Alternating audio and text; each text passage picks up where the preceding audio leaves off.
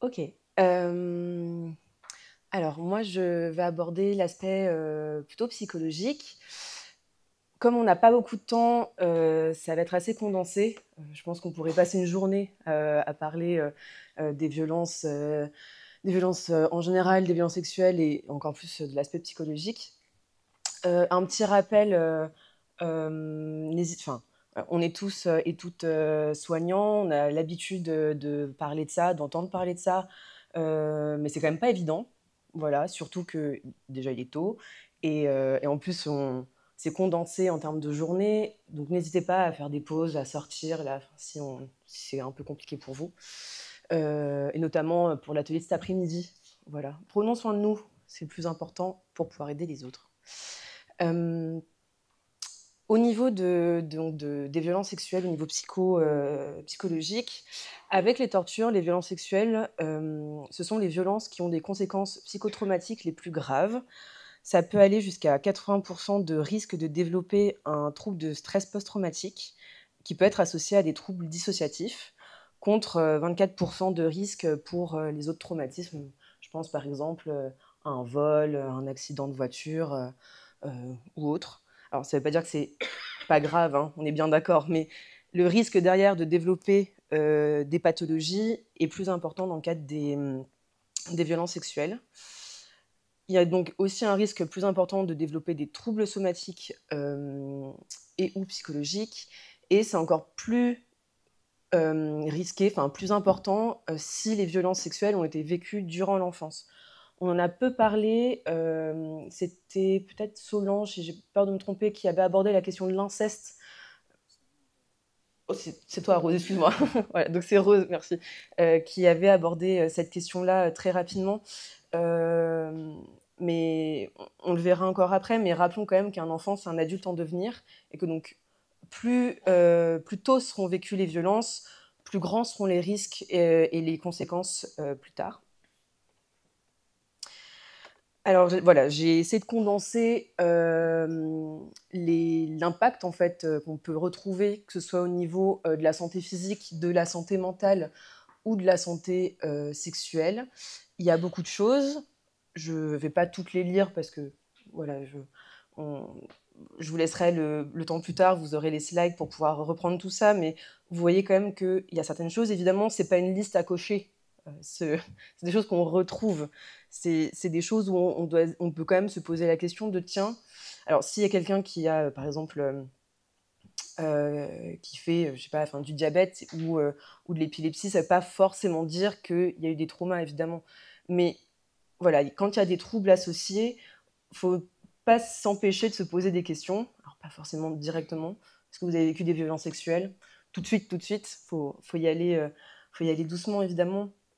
Je trouvais, tout en bas, néanmoins, je trouvais ça intéressant de vous le dire, qu'il y a des auteurs qui ont remarqué qu'on pouvait avoir une perte d'espérance de vie d'environ, enfin, jusqu'à 20 ans, euh, à cause du développement en fait, de pathologies chez les personnes qui ont vécu des violences. Je suis tombée en préparant ce temps sur un article de Freyens, Monti, Vignocan, j'espère que je le dis bien, et Mesté, qui ont interrogé des femmes qui ont été victimes de violences sexuelles et qui les ont interrogées sur les attitudes attendues de la part de leur médecin. Je trouve que c'était intéressant. euh, donc, ce qui ressort de cet article, c'est que seulement 25% des victimes parlent à des professionnels de santé ou du secteur social des violences qu'elles ont vécues. Les personnes qui ont été interrogées, elles disent qu'elles attendent de leur médecin d'écouter sans jugement, de les orienter vers des associations ou des aides psychologiques et de les accompagner en les encourageant à faire valoir leurs droits. Et ce qu'elles disent aussi, je trouve que c'est extrêmement important, c'est que lors de l'examen physique, il est important de leur expliquer le déroulement de l'examen. Et pourquoi est-ce qu'on fait cet examen? De demander leur accord avant de les toucher, quel que soit l'examen. Donc leur accord avant de les toucher ou de soulever un vêtement, puisque le contact physique, le déshabillage et l'examen gynécologique peut rappeler les violences vécues. Et pour conclure, j'ai une bonne conclusion, mais pour conclure, les violences sexuelles et sexistes, elles ont un impact immense et potentiellement destructeur sur les personnes qui en sont victimes, mais aussi leur entourage, aussi leurs proches. On sous-estime quand même souvent l'impact que ça peut avoir sur l'entourage, mais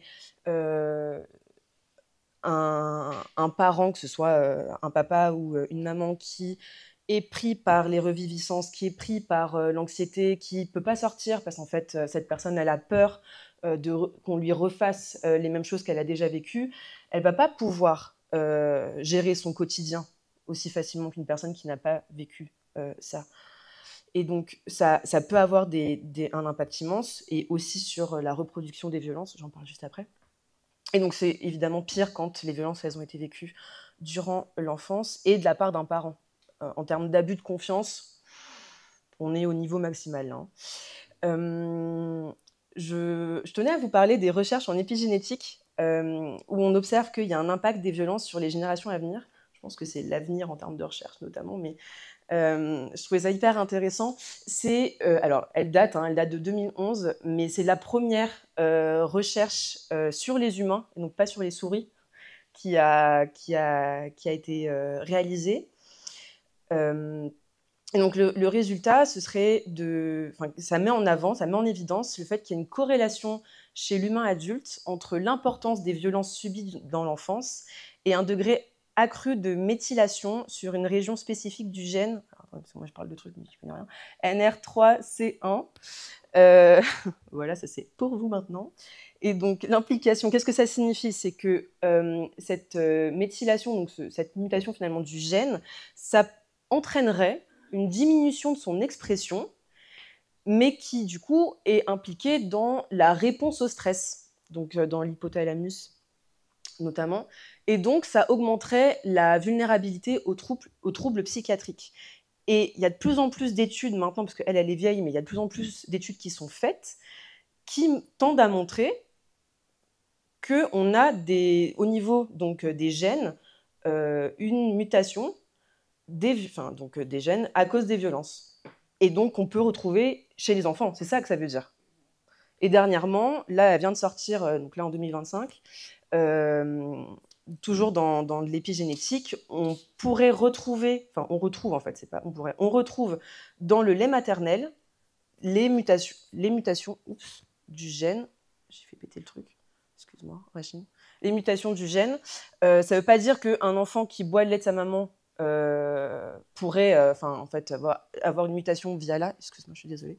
Mais en tout cas, ça reste très intéressant pour la recherche. Oui, merci. Pour finir, enfin, laisser les victimes traumatisées sans soins, ça a des conséquences sur leur santé, et c'est un facteur de risque de reproduction de violences de proches en proches, et de génération en génération. Le fait de reproduire des violences sur une autre personne, ça vient anesthésier le cerveau, mais donc aussi les émotions.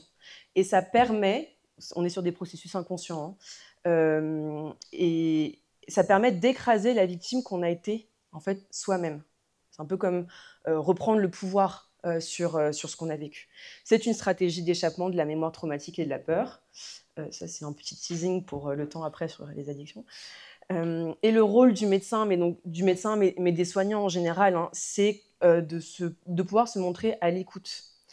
Et surtout, en fait, le médecin généraliste, l'infectio, en fait, ce sont des personnes privilégiées, parce que c'est les personnes à qui souvent on va parler en premier. Penser aux psy, aux sexos, c'est pas la première chose auquel pensent les patients, en termes de personnes de confiance à qui parler. Ils vont parler à leur médecin.